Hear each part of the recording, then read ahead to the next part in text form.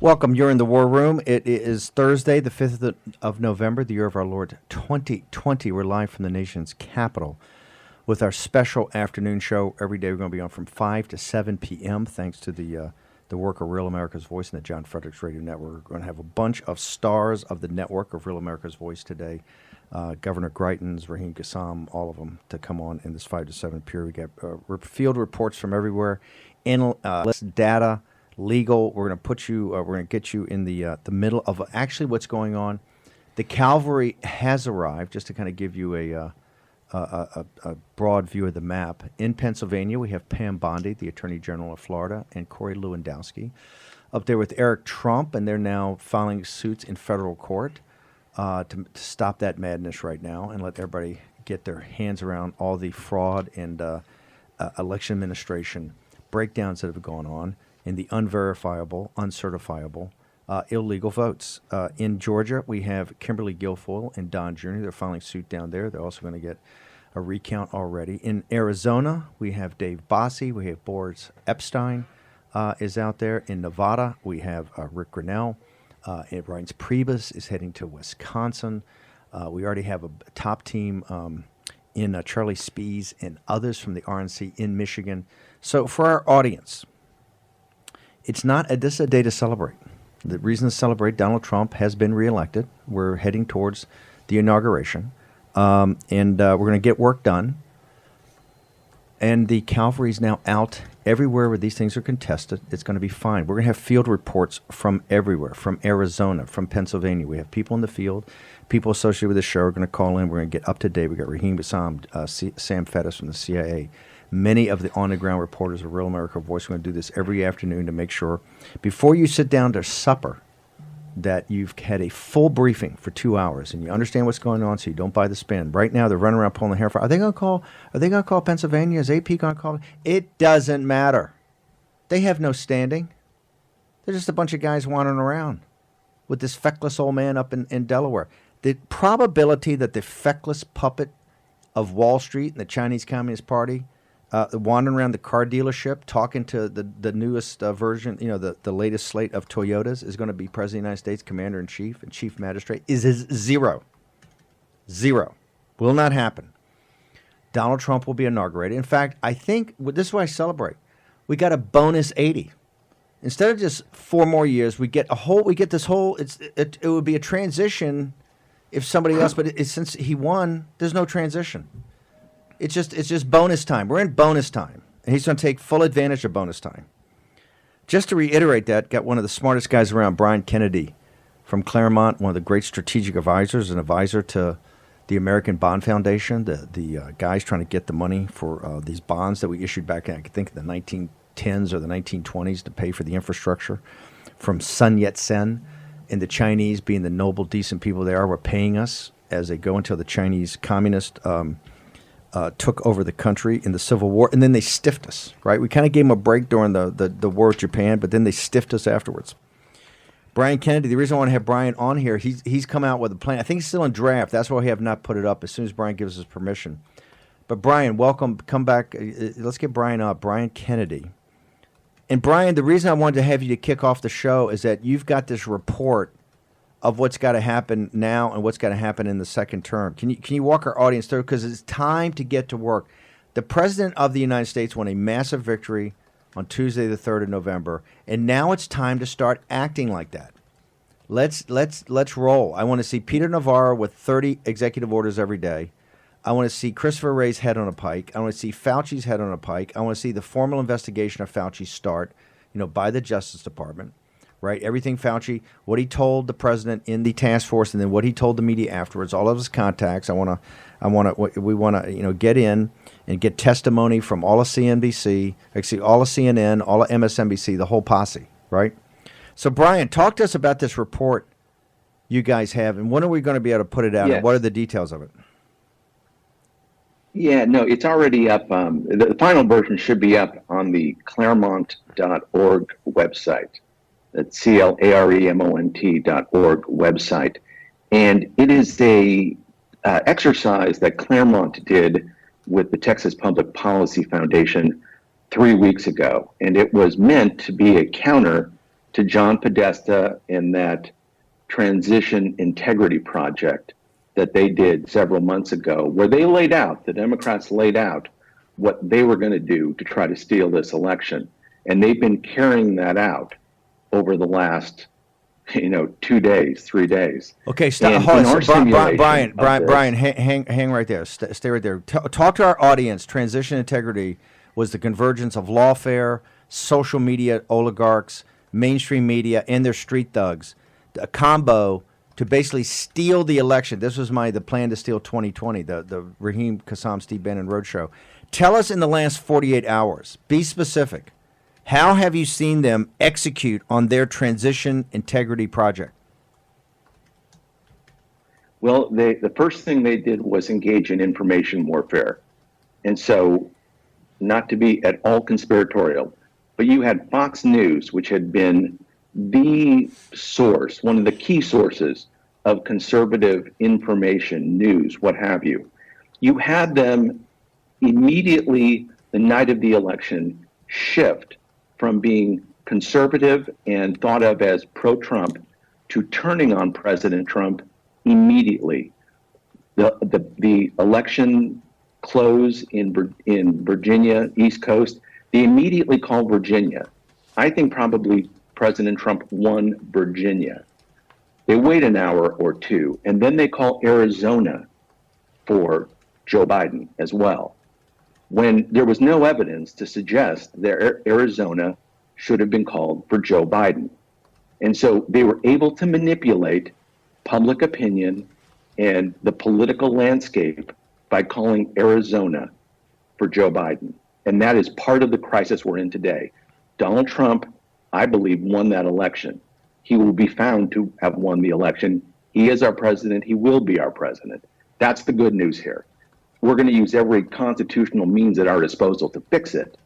But the American left has joined, Fox News has joined them in trying to oust President Trump by manipulating all the data, all the media, and trying to establish in the public mind that there is this popular enthusiasm for Joe Biden when in fact it does not exist. There is no way Joe Biden got more votes than Barack Obama did in 2012. There's no way that happened. Impossible. Impossible. Could not happen. In the simulation we did, by the way, and you can find it on Claremont.org. It's a 79 days report. In that simulation, we anticipated this exact scenario being played out right now. We wouldn't know on election night. There would be challenges to the absentee ballots. The electoral process, the administration would break down in all of these states, and a crisis would emerge. That's what we're seeing playing out. But having done so, we have a lot of tools at our disposal, as you've been saying, all day long. That the Constitution gives us provisions for states to seat electors. State legislatures can seat the electors that will eventually hang on, I want to hit the rewind. I want to go back through this right now. I want people to understand the Constitution was a contract. It was hotly negotiated by some of the smartest lawyers that this country has ever had, and men of the world that understood, because of their education, their study of Plutarch and their understanding of the Roman Republic and the Empire, in the great civilizations of the past, and being real students of history and understanding British history in their Civil War. These were learned men and tough negotiators and great lawyers, not good lawyers, great lawyers. Okay, the Constitution is a contract, and there's remedies in that contract, as in every contract. They understand things wouldn't be perfect because they understood that human nature would get involved here. There's a remedy. They understand that there would be, on occasions, there might be chaos in these elections, and they set out a remedy in the contract. So, Brian Kennedy of Claremont, walk us through, and I want you to walk through now, what these remedies are in times of chaos, sir. Well, I mean, the easiest remedy in this particular crisis is that you have states where it looked like one candidate, Donald Trump, had won, was winning it was clear he had won, and then the voting stops, as we know, and then it picks back up and it radically changes. The numbers radically start changing to the point where any reasonable human being would think that fraud was occurring. Now, in that, a state legislature would have the ability to then examine what went on and decide whether to accept the recommendation, the tally by the Secretary of State, what we have as today Secretaries of State in most places, or to seat themselves the electors based on their judgment. They swore an oath to the Constitution. Their judgment would then decide, is this a valid election? Should we seat the electors that the Secretary of State has given us, or should we examine it and then seat our own electors? And so if I'm a state legislator in Pennsylvania and I see that massive fraud occurred and that my Secretary of State is not willing to administer the vote adequately, I can then convene the legislature and we can have a vote. We can have a political debate. We can make this political, in which case the Pennsylvania legislature or Wisconsin or Michigan or North Carolina or wherever can then vote themselves to seat electors. And then there is an honest, open debate, discussion. There's nothing being stolen. There's nothing that everyone cannot see and be part of. And I think our movement, the movement of people who want to defend the Constitution, can go to those places. People in those states can petition their legislators. They can have rallies in those states. They can make the case to the people. And President Trump can actually make the rallies, and I'm sure you're going to see rallies. We've got 2 minutes, and I want to keep you over, Brian. We've got so much. We're going to back up some stuff, but we'll get it all in. We've got live reports from on the ground. We're going to have Barris back with analytics. We have Bill McGinley coming in with legal. We've got all that. I want to go to one thing. Now, if they can't do that, if they can't certify, and remember, this has to be votes have to be certified, verified, chain of custody, legal votes.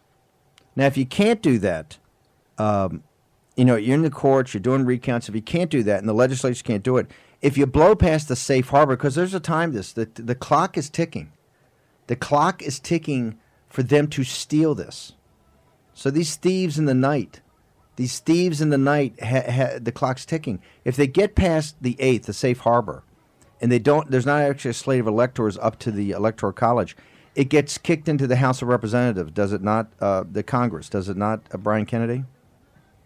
Right, and that's called the contingent election. Hang on, I'm going to get to that. I'm going to get to the contingent election when we return with Brian Kennedy of Claremont, one of the great strategic thinkers in our country, a man whose hair is not on fire, right?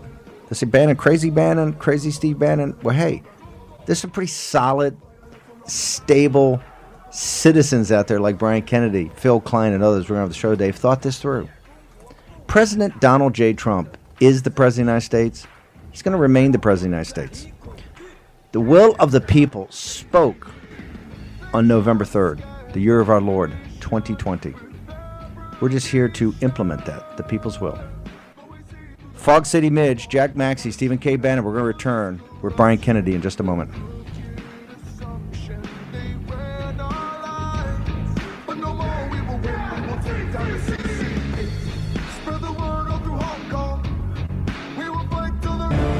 War Room Pandemic with Stephen K. Bannon.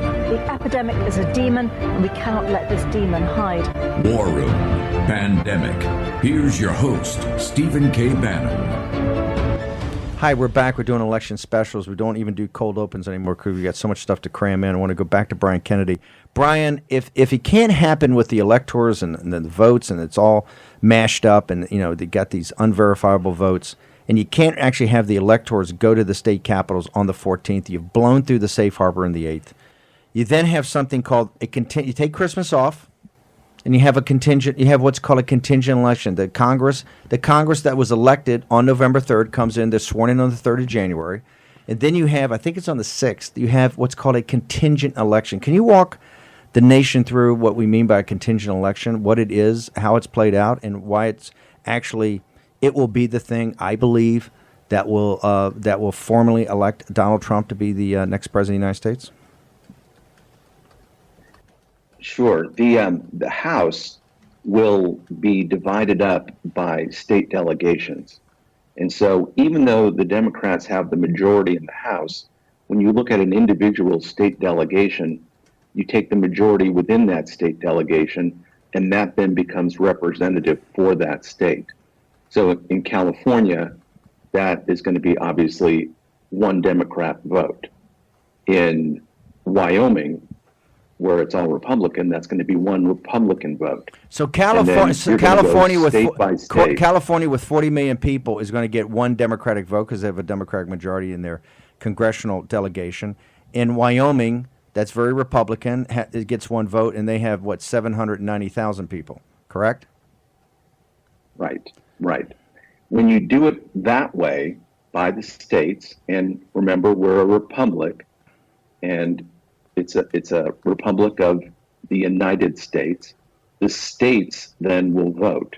And right now, there are 27 Republican states, 22 Democratic states, and then when you divide up the other pieces, there are two that are tied. And so under that scenario, if all the Republican states voted for President Trump, and they can only vote for President Trump, then he'd be the president. The Democrats obviously would vote for Joe Biden, and it would be 27 to 22, maybe 27 to 24, where the two states that are tied could decide to vote one way or the other. They vote for the president. The Senate votes for the vice president. And so the senators would assemble in the Senate, and they would vote to see who the next vice president would be. And the majority today is Republican, and they're extremely likely to vote for Mike Pence. Just remember, in this, and there'll be all kind of games played about how you get quorum, stuff like that. If it gets down to noon on the 20th, Nancy Pelosi does become the acting president. Only for that time it takes to work out. Only people that can be elected president are people who got electoral votes in the election. That you only have a choice of Biden or Trump. So one of those two would ultimately be it. And this is why Georgia is going to become the center of the known universe for politics quite quickly, because those runoff elections, at least the one for Kelly Loeffler, and maybe if they keep cheating down in Georgia, and they're going to, at 6 o'clock, have a live press conference we're going to try to get to with Kimberly Guilfoyle, Don Jr., Senator Perdue, and others about this fiasco down in Georgia. That if it was that we inadvertently lost those two, which we won't, but if we did, Kamala Harris could be the vice president of the United States in this contingent election. So there's all kind of possibilities right now. And I think your math, my math, I think got rid of the two ties with the new Congress, but I could be wrong. But we'll work on that another time. Here's the point. We have the votes in the House by state. And the reason is we were modeled off the Roman Republic, and the Roman Republic voted by tribes. They didn't take a raw vote, or the populace. They didn't take a raw vote. You voted by tribes, and each tribe got a vote, right? That's how they based the United States, was predicated upon the founders' great respect for the Republic of Rome. And what's the watchword of the Legion of the Republic of Rome? Fortune favors boldness, White House. Boldness.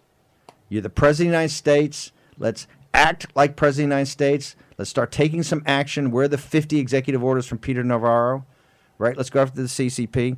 So to step back, we have Mark Levin and these great, amazing lawyers and people that have been advocates for the Constitution. This is a defining moment, is it not, for us, Brian Kennedy? You define yourself as an individual. You define yourself as a nation in the cauldron of a crisis. Do you believe we're in that crisis now? Yeah.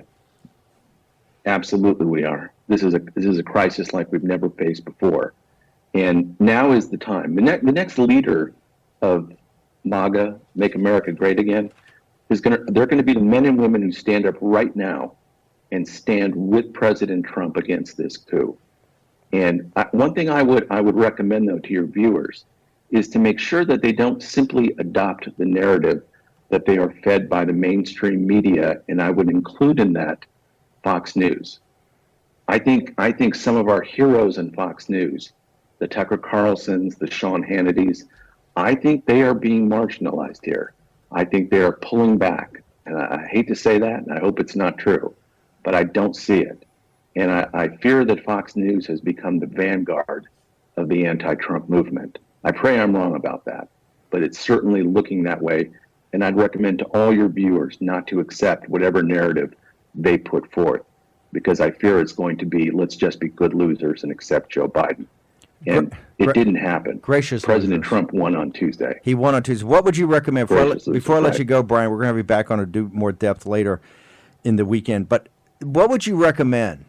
This audience is metastasized now. And part of it is that they're looking for sources to give them information and can tell them where to go to do something. Not what to do, but where to go to kind of do something. What would you recommend? I know they have to go to Claremont. We're going to put it up. It's 79 pages, but you need to read it. You need to read it. You need to take some time and kind of go through it and mark it up. They got to go to Claremont and get your 79-day report, which is the counter to the transition integrity report.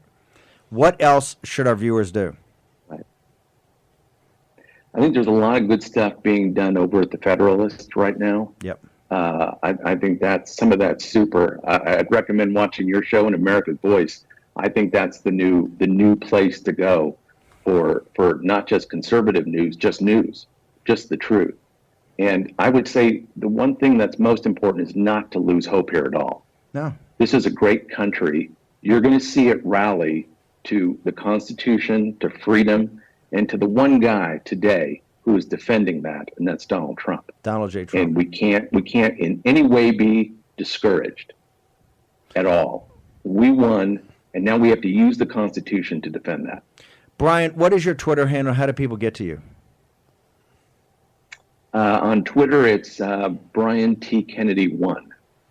Brian and a bunch of links up there to everything else. Okay, Brian. Hey, Brian, heads up, your website, Claremont.org, was either crashing or somebody was trying to block it from our audience trying to look at it. Now, I went and checked that. It did have like an error screen for a while. It looks like it's come back up, but Either we defend your ground, buddy. Either we sent so much traffic to you or somebody's trying to DDoS attack. Could be either, but please let our audience on. They come. I'll make sure they fix that. Just remember, Brian, our audience comes in a little, looks a little rough, but they have good hearts.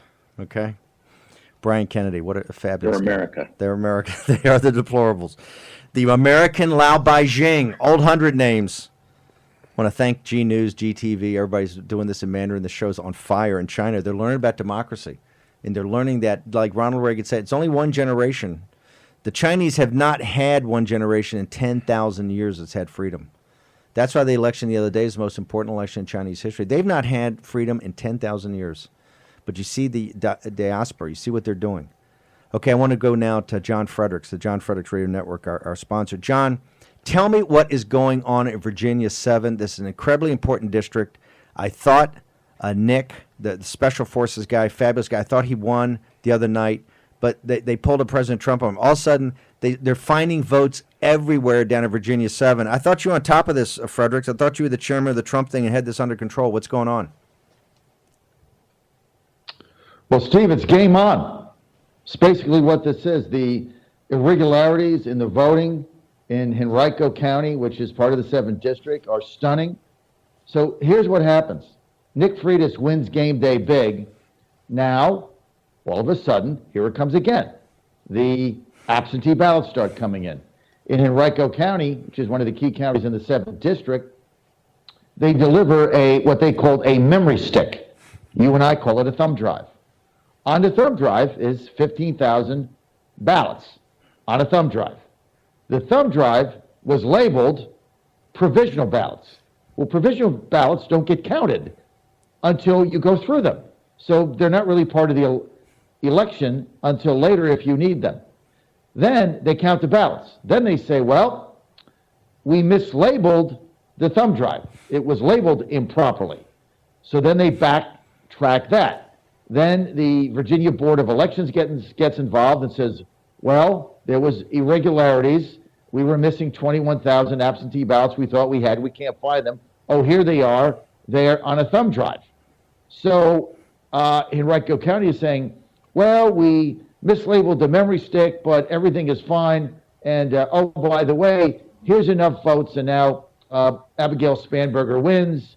She wins by 5,000. Meantime, there's still 6,000 haven't been counted. Look, Nick Freitas is making a statement tomorrow. This is game on. We're going to get a major lawsuit by the Freitas campaign here in the 7th District to find out what's going on with these ballots. But this is just another instance where ballots get delivered that no one saw, just enough to put the Democrat over the top. This is what they did in California and Orange County in 2018, and now they're doing it in Virginia. It's just game on. John, I got a punch. I'm going to be in the John Fredericks radio show tomorrow at 8 o'clock, give a situation report. John, we want to get you on this afternoon show more and more. John Fredericks of the John Fredericks Radio Network. Game on in Virginia 7. By the way, I want to hear that from everybody in the country. Where's your game on? We're not backing down an inch on this, okay? They're going to put remember the memory sticks? Remember the ones stolen in Philadelphia? Remember that? Remember that? Is that connected dot? We're going to be back in a second. We're going to go to Philadelphia. We're going to go to Arizona next.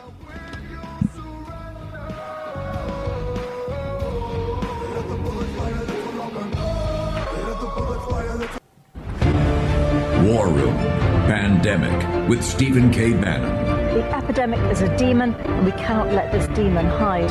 War Room Pandemic. Here's your host, Stephen K. Bannon. Remember, this show is what it is because of the audience. You're the most powerful audience in the world. You've always changed history many times. The reason is people, why do hedge funds in London listen to this show? Why do intelligence services from throughout the world listen to the show? Why do politicians from throughout the world in the United States listen to the show, and their staffs, TV producers? They want to know what the deplorables think, and they want to know what they're hearing, and they want to know what they're responding to. Please go to hashtag War and Pandemic. Please go in the live stream. We want to hear your comments. We want to hear your observations, particularly if you're a new viewer of this show or listener, either on Newsmax TV, on Real America's Voice, Dish Channel 219, the John Fredericks Radio Network. If you're on at G News, GTV, and Mandarin, or any of our distribution platforms, including the podcast, which is now, I think, 17 million downloads, anywhere, we're ubiquitous, we're free. We're here to change history, and we change history through you. It's your show. We want to hear what you think about that. We're now going to go, today we're going out to the hustings. Remember, the cavalry is arriving. The cavalry is arriving. Don Jr., Kimberly Guilfoyle, others are landing now in Atlanta, Georgia. There's going to be a press conference at 6 o'clock. They're going to make a statement. Rick Grinnell's out lighting them up in Nevada. Dave Bossie, Boris Epstein, and others are out in Arizona. Corey Lewandowski, Pam Bondi's up in Philadelphia. Reince Priebus is going to Wisconsin. Charlie Spees and others are already in Michigan. The Cavalry's John Fredericks they're about to drop a big lawsuit in Richmond, Virginia, and Virginia 7. There's going to be a lot more where that came from. Going to fight back on this, and we've already won. The reason you know you won, look at down ticket. We held the Senate. We picked up seats in the House. We picked up seats in state legislatures, right? Going to be a massive fight in Georgia for the Senate seat. And if they keep cheating, maybe Purdue goes into 50%. That's fine. Bring it. We'll do two Senate races at the same time. Beat you guys about the head and shoulder again. No problem. Check another box. Want to now out to one of the most hotly contested, controversial is in Arizona. Now I want to go out front of the Maricopa County Elections Headquarters with Real America's Voice own Ben Bergquam. Ben, thank you for joining us. Got Fog City Midge, Stephen K. Bannon, Jack Maxey here in the War Room. How you doing, brother? What's going on, guys? God bless you. We are out here. People are fired up. They're upset. They want their voices to be heard. They believe there's been fraud. We're seeing it all over the country, and they're out in front of the election office, and they're just saying, "Let our voices, let our votes be counted." And that's really the question: are those votes, are Trump votes being counted? We've heard from multiple sources that they aren't. That because of the Sharpie issue and some of the other issues, that we're disenfranchising Trump voters while we continue to allow fraudulent votes, and we're seeing that all over the country. And this is one of the epicenters right here in Maricopa County, Phoenix, Arizona. Ben, I see how pumped up the crowd is. What is, as you know it right now, we got Dave Bossie heading out there, Boris Epstein from the campaign. What is the, I think people are kind of concerned, what is actually the issue? And it seems like more votes are showing up all the time, and it's particularly centered around Maricopa County. Why is this thing not counted yet? It doesn't seem that complicated. Why, and particularly you got Governor Ducey, some pretty squared away people at the state level. What exactly is the problem? Well, I was inside there yesterday watching them count the ballots. It's very odd. I mean, the fact that when they first announced the first numbers on the night of the election, they basically and then ended up giving it to Joe Biden right then. We didn't get any other numbers for 4 hours that night, and they just started trickling in, and they've been trickling in ever since. What I was told by the communications deputy director here, they can only process around 100,000 to 130,000 votes per day, which begs the question, why didn't you increase staffing? You knew it was going to be a higher turnout. There's all kinds of questions around that. And on top of that, we continue to see these discrepancies in the votes. We're hearing that not just from here in Arizona, but again from Michigan and Pennsylvania, votes that are showing up from nowhere. The frustrating thing to the people behind me and to many of us watching is we're getting to a place where we just don't trust the process of the election anymore. And that's the concern I think that I have and so many others have, is when we get to a place where all of a sudden these ballots start showing up out of nowhere, and they always tend to go towards the Democrats. It's disconcerting at minimum. And we actually have, I don't know if we have the videos set up. We had some interviews with some of those folks last night on the fraud. Yeah, we're going to play in 1 second. One last question I want to ask you before we go to your video is, what was the response, right in back of you, you've got obviously the Trump faithful. What was the response of the Trump faithful and yourself when you saw that Fox News called this, with what we now know of the new votes that have come in, was probably around 60% of the vote? What was the reaction from the Trump supporters? Absolute disgust. When that came out, there was a boo, and the location that I was in, the whole place booed. And in fact, last night they were chanting against Fox News. There's a bunch of signs out here in opposition to Fox News. People are fed up, they're pissed off, and really, this is the battle that we were in. It's not just the votes that we're dealing with now. This has been an onslaught by the media, the fake news media, and even some of those that were supposedly on our side now for years coming out, and you're seeing the coup, the 4 years of coup attempt, the Russia collusion hoax, the Stormy Daniels, Quid Pro Joe, all of that, to the COVID and now to this. All of this, everything is set up against America, and President Trump and the Trump administration has been the only thing fighting back, and that's why President Trump supporters aren't going anywhere. They're standing up, they're fighting back, and they're not going to sit down. They're not going to take this. They're going to continue to fight. Ben, will you hold on for a second? Vish, what I'd like to do, the guys in Denver, I'd like to play Ben's role, his interviews, and then, Ben, we're going to come back to you, so just hold. Let's play it. We're just not okay with the Sharpie, them handing out Sharpies. I've talked to so many people that have voted with the damn Sharpie, and we're just not having that. So we're not going to have voter fraud in Arizona. Yeah. On the ballot it says use ballpoint blue or black ink only, no Sharpie marker. Right. It says it right on the ballot. So if they have a problem with that, then they need to fix what they're talking about. Right. It's been too long that we've allowed the Democrats by sneaking ballots in the middle of the night. It happened here our last election where unauthorized boxes of ballots were found in unauthorized vehicles and unauthorized places. It's sad that we stay right here and we steal votes like this. I don't have a problem with the opposition winning, but do it right. At least pretend that you do it right. Don't just do it and throw in my face, insult our intelligence. Like, we don't know and we don't see what you guys do. That's all. We just want all the votes counted, We did test. Ben, I wanted to say that was so powerful, particularly the guy with the beard saying, hey, if you win, you win. That's fine. But if you're going to steal it, respect my intelligence. Steal it smart, or at least, acknowledge that you're stealing it. So, Ben, here's the question. Right now, the show's on fire. We got guys from all over the world watching. The question to you is very simple. Are the Trump supporters, the Trump voters in Arizona, are they going to back down 1 inch from demanding that this vote be a fair vote and that this vote shows what exactly went on in Arizona on November 3rd, which was a resounding victory for Donald Trump?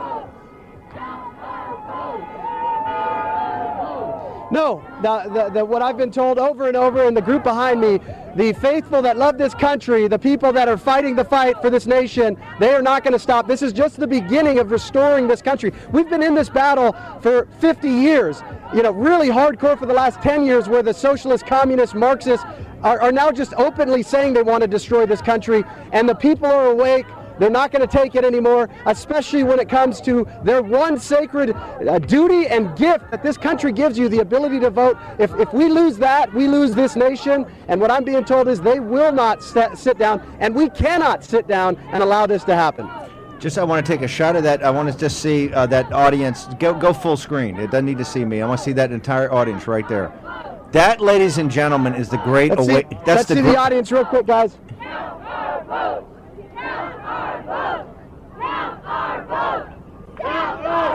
For our radio audience, this is a mass protest outside the Maricopa County election in Maricopa County in the Phoenix area. Ladies and gentlemen, this is the great awakening we're talking about. And it's just getting started. Ben, thank you very much from Maricopa County. Started. Thank you, brother. It's just getting started. Fabulous report. Thank you, guys. They're expecting thousands more tonight. Just a heads up. Thank you, guys. Thank you very much. Maybe we go Ben at the end of the 6 o'clock hour, but tell Ben, give him a heads up. I want to come back to him. That, ladies and gentlemen, is the Great Awakening. They had a 6-mile caravan spontaneously set up.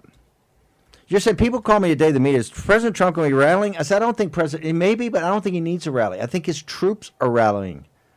Look what's happening in Maricopa County during a workday, right? And Ben says it's going to get bigger and bigger.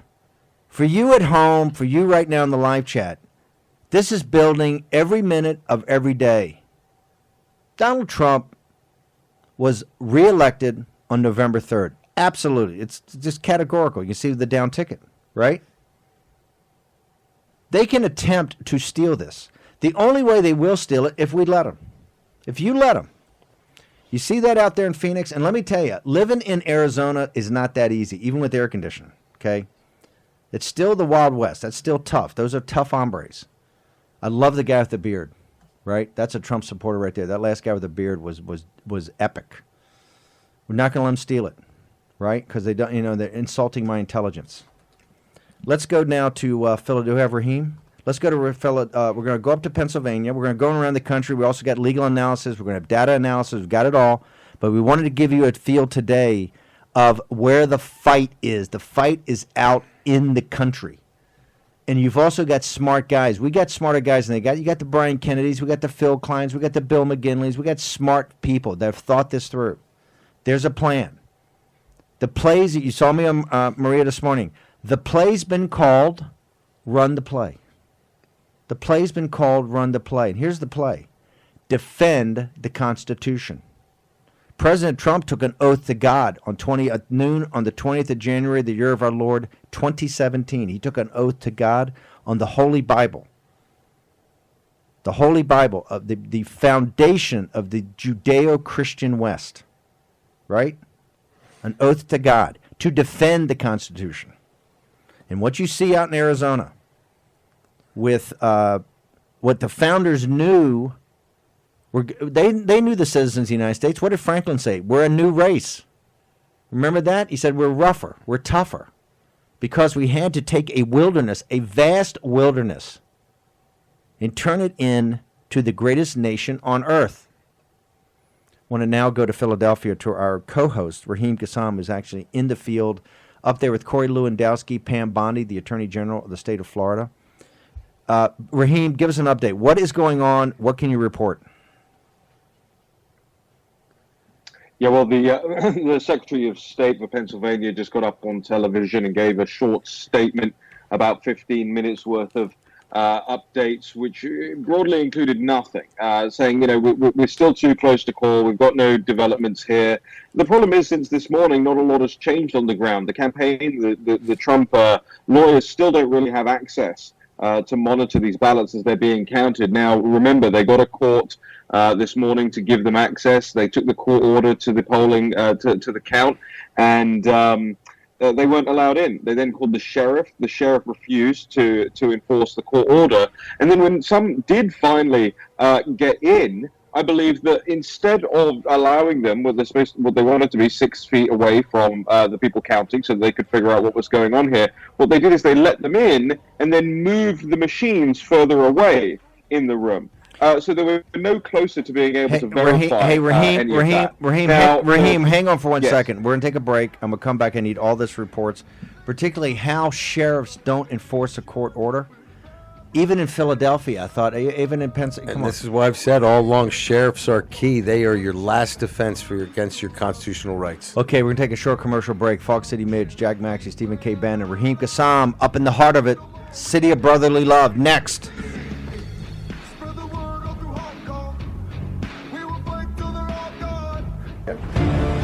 War Room Pandemic with Stephen K. Bannon. The epidemic is a demon, and we cannot let this demon hide. War Room Pandemic. Here's your host, Stephen K. Bannon. This is the reason we're doing the afternoon show. This is Stephen K. Bannon. You're in the War Room from the nation's capital. We're trying to tie together all the assets of the John Fredericks Radio Network, particularly Real America's Voice, throughout the country to bring you breaking news. Today at 6 o'clock in Atlanta, Georgia, we're going to have a press conference down there. Kimberly Guilfoyle, Don Jr., Senator Perdue making other announcements about Georgia. We just understood. What is it, Raheem? We got the president's going to address, going to do a press briefing at 6:30. We'll be breaking in and showing you all the highlights from those that are going live if we need to. This show is to make sure before supper that you get the chance to get the news of the day on this and to be able to chew on it over dinner, talk to the family about it around the table. Jack Maxey, Maggie Vanderberg, and Stephen K. Bannon here with our other co-hosts in Philadelphia. So, Raheem, a lot has changed. They actually filed federal lawsuits. The Secretary of State, the reason she said it's too close to call and they can't do anything is Trump's still winning, right? They're not going to do anything until they've counted these the fraudulent ballots. The uncertified, unverifiable, fraudulent ballots, right, with no chain of custody. Until they they keep generating hundreds of thousands of those until they know they get a victory. That's when they'll announce it. Is that basically what the scam is? Yeah, that's right. At the moment, the news networks are reporting that the president continues to lead in Pennsylvania by about 90,000 votes. But as you say, they have found what appeared to be another 360-odd thousand. Now, they say they've counted some of those already, so there remains 326,000 ballots to be counted in Pennsylvania now. Remember, these are new. These have just been found. These are just being added to the totals. So and of course, Raheem, how do you just find things are getting a little? How do you just find over 300,000 ballots? You could take city blocks and fill up the buildings with 300,000 ballots. How did they just get found? Yeah, they're not really explaining much of how they get found. They explain sort of how, in a broad sense, we were doing a sweep of this polling location, and there was a box here. We've got plenty of evidence of that on the live blog that we're doing over at the National Pulse. Natalie Winston is actually breaking down every single time there is a claim made, every single time there is some excuse made for these ballots coming forward. We've got it up on the site, so you can go and look at it there. But here's the thing as well, because I'm not just sitting in a hotel room here in Philadelphia with my delicious cup of water. I've got, we've been out on the streets today. We went out after the War Room show this morning. I went, and there's a whole host, about 100 Trump supporters down there, maybe about 300 leftist protesters. And the Trump supporters, interestingly enough, all having Trump flags. The leftists, only one of them I counted had a Biden-Harris sign, but the left are being very, very aggressive about this. They're getting in people's faces. They're trying to intimidate people. They're trying to scare them away. The Trump supporters, a lot of older people, sort of sitting there with their flags and their signs and refusing to move right there in front of the convention center. And I just worry because the left is being very, very aggressive earlier on when I was there. And I worry about some of those older people going into the night. The sun is set here right now. Going into the night, what's going to take place, and we'll be out there covering it. What is the we just came from Maricopa County where they're on fire. What is the attitude of the people up there in Philadelphia? Well, look, I mean, a lot of it's interesting because I hear from the Trump campaign that they're not quite sure where to be sending people at the moment. They're not sure if they need to be sent to Georgia, not sure if they even need to be sending people possibly to Wisconsin at this point to have bodies on the ground. Now, a lot of people, a lot of donors have offered up the ability for people to travel around the country to make sure that you have a presence in these places. Because, of course, places like Philadelphia, downtown Philadelphia, you're not naturally going to get a lot of Trump supporters downtown Philadelphia. Although I did meet a Southern Philadelphia guy earlier, War Room fan, who was out there protesting on behalf of the president.